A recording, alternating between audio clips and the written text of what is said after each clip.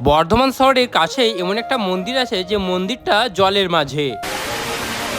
আমরা সবাই মিলে সকাল সকাল বেরিয়ে পড়লাম স্কেটিং এবং সাইকেল রাইড করতে। অতিরিক্ত গরমের জন্য কিছু তো যাওয়ার পরে হাঁপিয়ে গেলাম, তাই একটা জায়গায় বসে কিছুক্ষণ রেস্ট নিলাম। রেস্ট নিয়ে আমরা আবার রাইড করতে শুরু করলাম। পৌঁছে গেলাম দেপাড়া। আর দেপাড়া থেকে আমার ভিডিও কারা দেখো অবশ্যই কমেন্ট করে জানিও। আর দেপাড়াতে যাওয়ার সঙ্গে সঙ্গে প্রচুর মানুষের ভিড় হয়ে যায় আমাদেরকে দেখার জন্য। আর দেপাড়ার কাছেই রয়েছে চান্না গ্রাম। আমাদের ডেস্টিনেশন আজকে চান্না গ্রাম। তারপর সকালের খাওয়া দাওয়া কমপ্লিট করে পৌঁছে গেলাম সেই চান্না গ্রামে। আর দেখা হয়ে গেল তনুশ্রীদির সাথে। আর তনুশ্রীদিও ফেসবুকে কন্টেন্ট ক্রিয়েট করে। তারপর সেই মন্দিরের ভেতরে প্রবেশ করলাম। আর এটাই ছিল মন্দিরের মূল গেট। আর এই মন্দিরের পাশেই রয়েছে পুরনো একটি বট গাছ। আর এটাই হলো সেই চান্না গ্রামের বিশালাক্ষী মন্দির। এই মন্দিরের বিশেষ কিছু অলৌকিক নিয়ম ও কাহিনী আছে, যেমন এই মন্দিরে আজও সন্ধ্যে নামলে কোনো আলো জ্বলে না। আর এটা হলো গণেশ মন্দির, যেটা আছে জলের মাঝে।